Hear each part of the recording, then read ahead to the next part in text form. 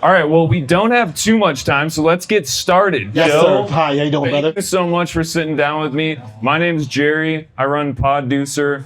It's the podcast. Sorry, plosives for producers. Podcast. We're sitting down with Joe Nice today. Yes, sir. We're gonna get right into it.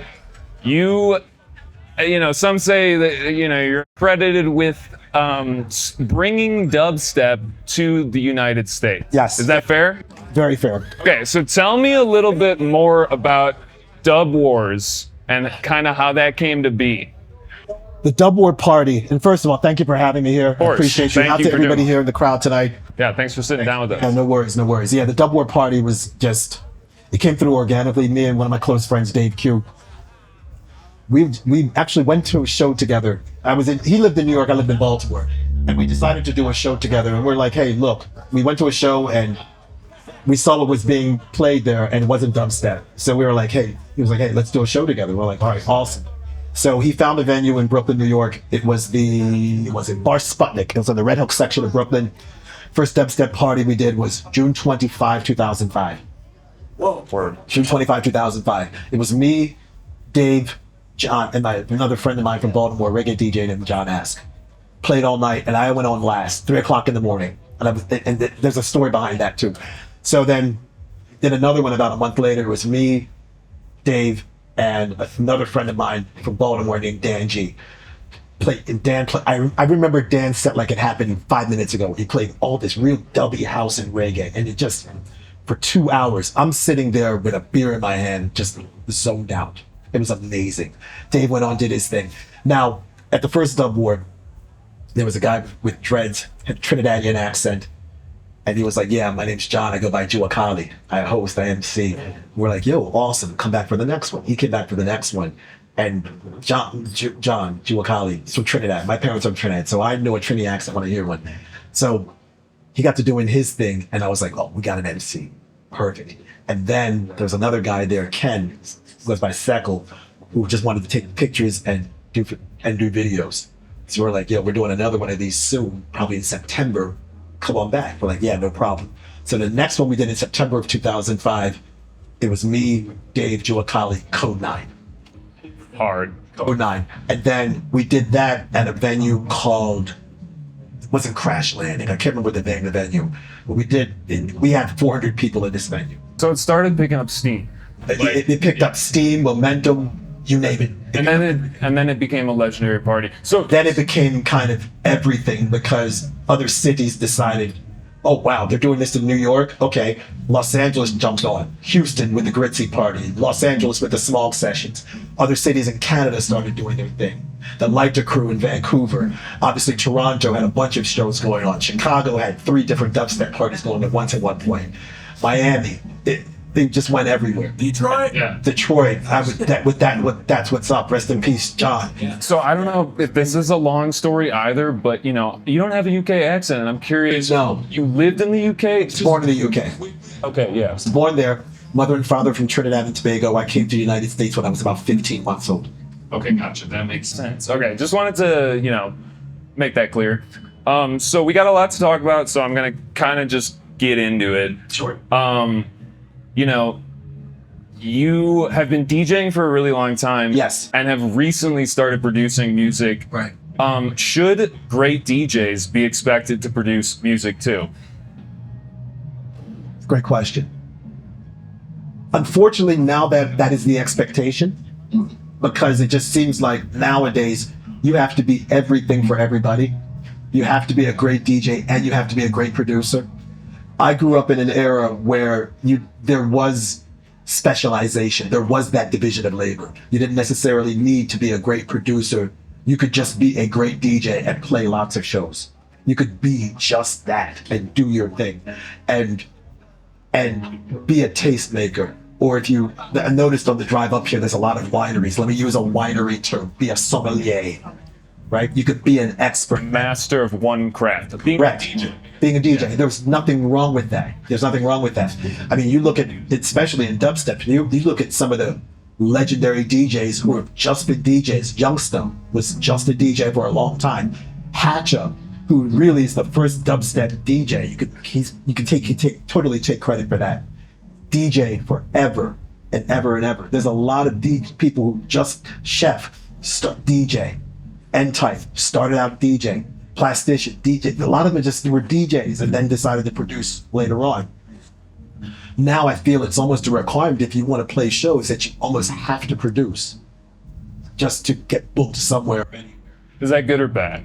Just quick take. Neither. Okay. It's just what it is. It's just what it the is. times have changed. It's a subjective situation. Times change, people change, markets change, the desires of the consumer and talent buyers and promoters have changed. They want people who can do more than one thing. But I still think it's good if somebody is really good at that one thing and they can present that talent as a specialty to the masses. I have no problem with that. In fact, I prefer that. And not for my own selfish purposes. I prefer it because I feel that if you are good at one thing, you can be an expert at that one thing. My uncle told me this years ago. He said, Jojo, you can't chase 2 rabbits at once. Right? And I wish, there's a part of me that wishes I could have chased the production rabbit earlier on. My life didn't go that way.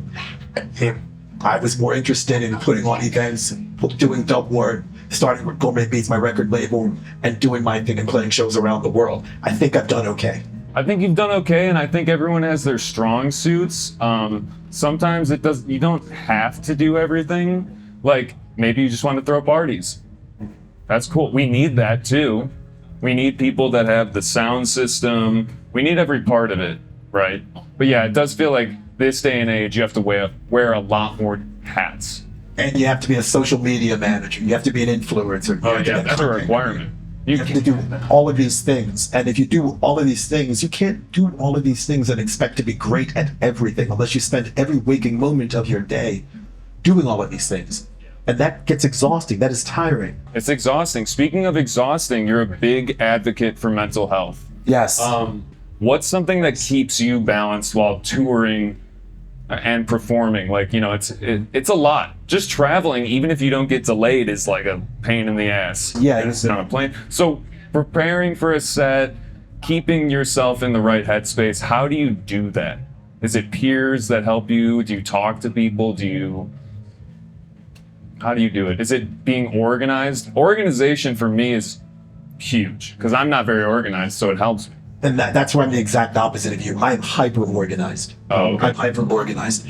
I remember reading a book not too long ago by Tim Grover. The name of the book is called Winning. And he talks about, in the book, he talks about being able to control the unpredictable. And it made so much sense to me because even before that, I have certain processes and methodologies that I use for myself to put myself in the best position to do this. So when people ask me, hey, Joe, are you excited to play tonight? I get the same answer, no, I'm not excited to play tonight. Because excitement is nervous energy, and that's energy that is being used and misused and quite frankly wasted on being excited to do this. I'm energized to play tonight because I can't control excitement. It's a framing. It's your mind. I can't control excitement. Excitement is cutting the electrical cord and hoping something good happens. Right? I can't control excitement. I can control my energy. So how do I control my energy? I control my energy by being prepared. And it's not just necessarily preparing my set. No, it's making sure that I'm in that everything that I need to do to get myself to play my set is ready to go. Like even the small menial tasks. Small things. Checking in for your flight. Ironing my clothes and laying them out before I take a nap.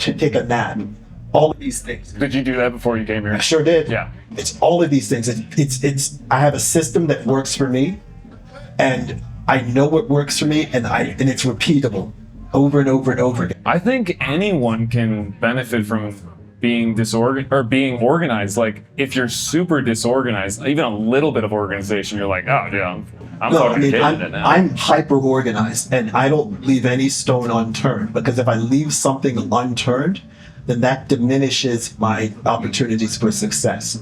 So if I know that I'm doing everything in a way where the only outcome is success, failure is not an option. It's never going to be an option, because why would you want to purposely do something that's not going to yield a positive result in the end, right? So I do everything with the intention of this is how I'm going to get success. I work backwards. Here's what I want. Here's the goal. How do I get there?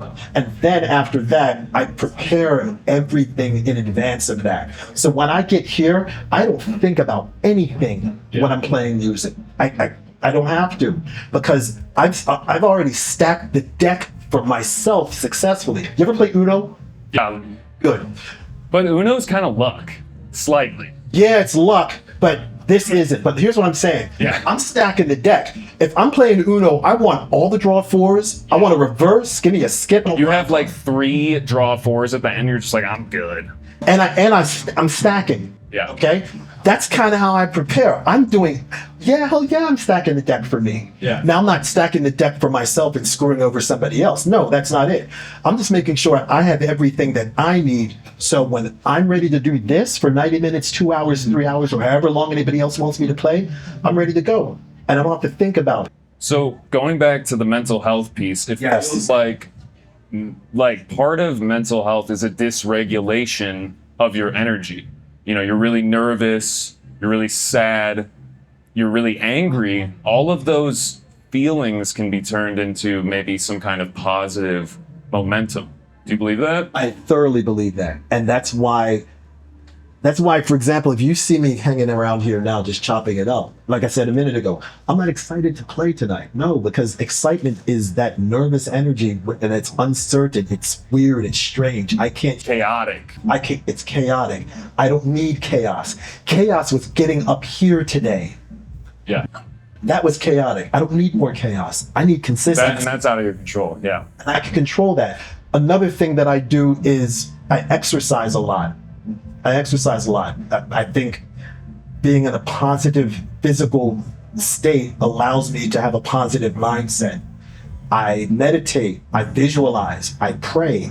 I do all of these things because all of that helps me get into a place that allows me to shut out the outside and all of the craziness that can affect what I do. So, you know, another thing people might not know is that your sobriety and why you're sober. Why is sobriety important to you? I feel like just off the bat, it's another one of those things where if you're sober, there's less chaos. Exactly. If you're inebriated, you know, who knows what decisions you're going to make. So is that a big part of it for you? It's a huge part of it. It's a huge part of it. Plus, it diminishes your physical capabilities over time. Right. Your body. Your body just it wrecks your body. And I just choose not to wreck my body. I have one body. I have one life, and I don't want to poison it by drinking alcohol. And yeah, I used to drink, sure. I used to, but then after a while, it's just like, okay, do I really want to drink this bottle of Jameson again? Do I really need another Moscow Mule to push myself? Oh, that's good. That's good. I mean, it was just like, I don't need to do all of this. Yeah. And it just after a while, you get away from it. I mean, I've been vegan almost 20 years now. That's another part of it. Oh, yeah. Eating, they're fueled. Yeah. Okay, so we're going to change gears just because we're limited on time. No problem. So something I think about a lot is being a influencer, so to speak. You have followers, you have people that listen to you.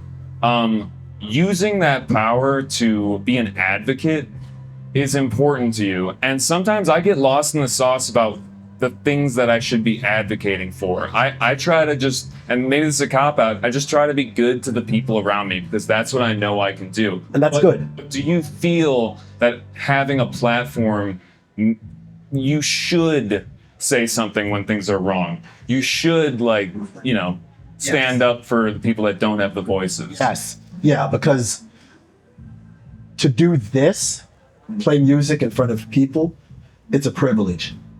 It's a massive privilege. And I'm thankful and honored that I get to do this, and thankful and honored that I've been able to do this for so long. And let me ask you a maybe slightly different question too, because I feel like I just kind of answered it. What's like a way to go about it? You know, like how do you determine what battles to fight?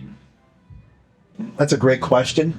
I think part of that is your perspective on life and where you are as an individual in relationship to everything else and everyone else. But let me go back to something I wanted to say a second ago about the responsibility of being an artist and speaking up. All right. And I'm going to say this because I think it's important and it's valid here. As a Black person in this space, I feel that I just don't have a job to play music. I don't have a job to just sit here and talk. I have a responsibility to speak up for those who cannot speak up. I have a responsibility to be a voice for the voiceless. I have a responsibility to advocate for those who cannot advocate for themselves. So if you see my Instagram, there's a whole lot of me doing burpees and kettlebell swings and all sorts of that stuff. Get it? All right. But then there's a whole lot of me talking about politics. There's a whole lot of me showing up at protests. There's a whole lot of me with my t-shirt that speaks about humanity, freedom, equality, survive. There's a lot of that because I feel as a Black person in this country who is not from this country, but understands the marginalization of colored people and darker skinned people around the world, I get it. And it's my responsibility as an artist to speak up for those people and represent that.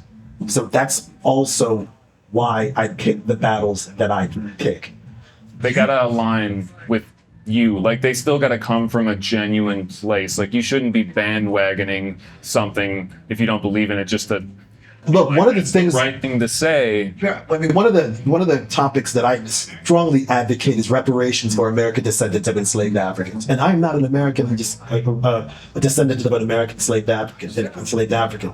My parents are from the Caribbean, so my claim for reparations is against the British monarchy. But I still advocate for reparations. I would understand if you didn't advocate for it because that's not your fight, right? It's not your fight. There's a lot of things that I advocate for that.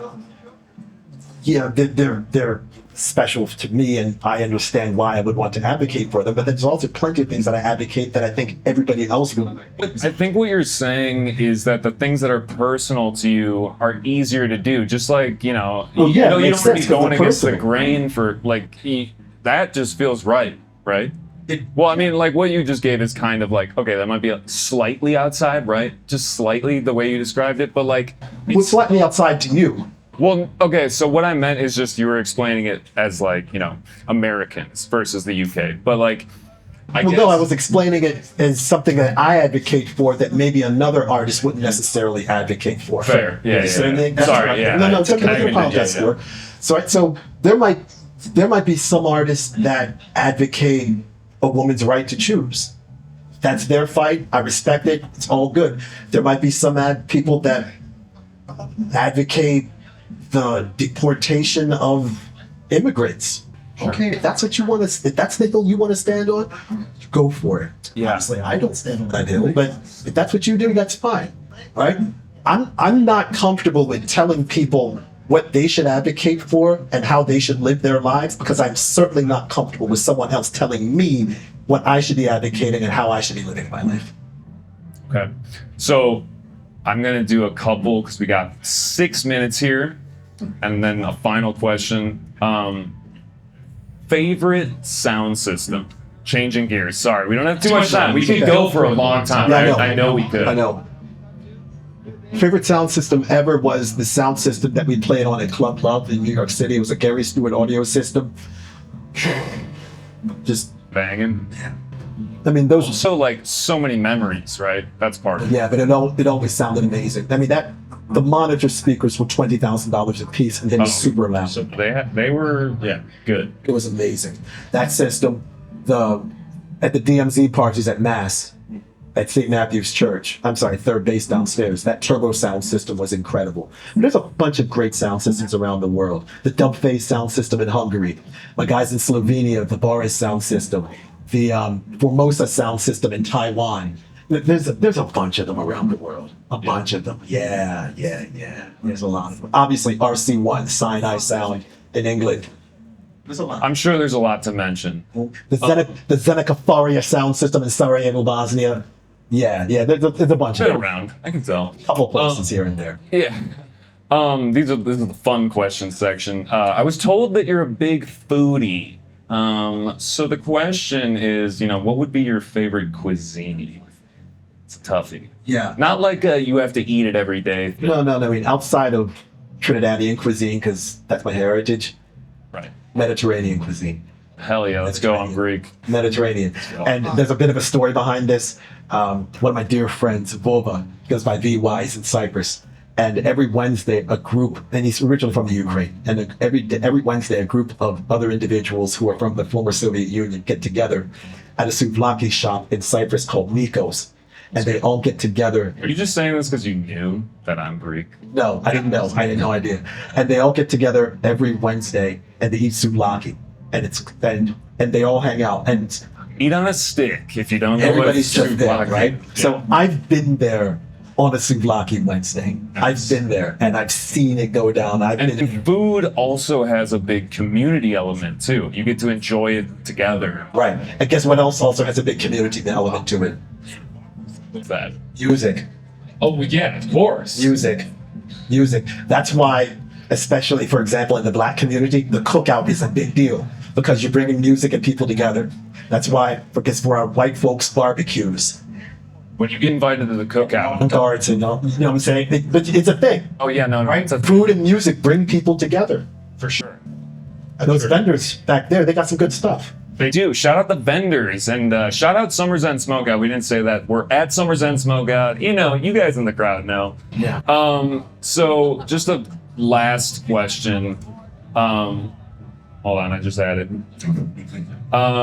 So what's one message you hope the audience walks away with here?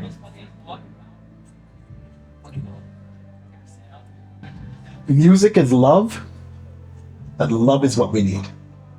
That's so okay. Wait, we got more time.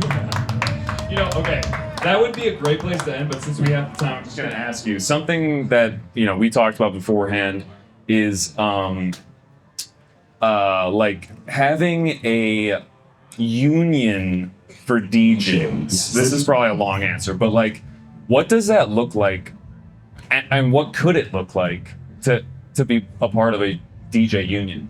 I think, What should it? what should it be? I think obviously labor standards, working conditions, fair working conditions, wages. I think there's a massive disparity in wages being paid or DJing fees in this instance or in this context between people whose names are on a larger font on the flyer to people whose names are on a small font on the flyer. So I think a normalization of wages based upon your talent, your expertise, your level of skill, how many years you've been doing it. I think normalizing a salary structure or for fees would be a great thing. Also, travel.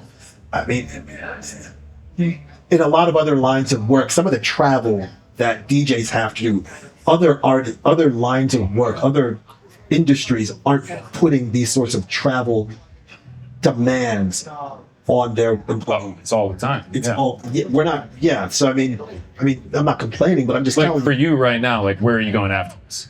back home. Okay, cool. Back Well, home. you're But- done. Yeah. But you didn't know where I came from to get here today or yesterday. I mean, my day yesterday started at 12:20 in the morning on Friday morning in Port of Spain, Trinidad and Tobago. Then it was 12 hours to get home, and then I was on an airplane 7 or 9, 10 or 12 hours after that to get out here after another 3-hour drive from Appleton, Wisconsin. So would part of it be like subsidizing the travel, or maybe subsidizing isn't the correct word, but like bringing that into the picture for, you're gonna have to travel. We know that. So you should get paid a little bit to be able to do that. Well, not entirely, but yes. But what my whole point is, there should be some adoption of fair labor practices and standards for the work that DJs, and not just DJs, sound technicians, festival workers, artists, Yeah. dancers, set builders, etc. There needs to be some sort of unionization for those individuals because right now, what I'm seeing are promoters that see a massive talent pool and there's no collective activity amongst those individuals. And it's real easy to take advantage of the individual artists or individual employees when they are not united together. For sure. So that uniting together of particular individuals is the very form and function of a union. It is collective action. Collective action is enshrined in the Universal Declaration of Human Rights. It's I think Article 21 or 22. Pulling it out. Let's go. It's, you're allowed to have labor standards, labor rights. You're allowed to collectively advocate for workers' rights, fair pay, time off, health benefits, all of those things. So that is what I would like to see from the unionization of our labor. Yeah, Joe, a lot of amazing things. I know we could talk for forever. Give it up for Joe Nice. Let's go. Yeah. Big shout outs to the Manuka crew. Let's go. Look at this sound system. It's beautiful. It's not the Manuka sound system. It's Headway Hi-Fi and B12. Real quick. Yeah. I just want to a couple things real quick. I want to thank you for putting this together. Appreciate it. Everybody in the crowd tonight. I want to thank everybody that's ever booked me, everybody that's ever bought a t-shirt, everybody that's ever bought a record from Gourmet Beats or Manuka.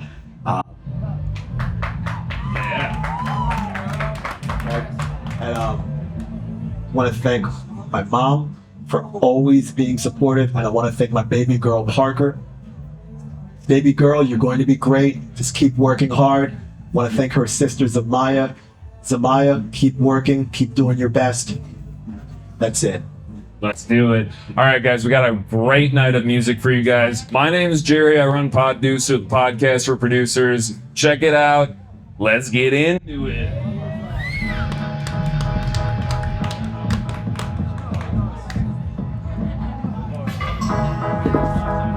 Oh, you clipped me. Thank you, brother. Thank you. They're Give me a hug, bro. You're a sick guy. Yeah, I'm just Love you, man. Love you too.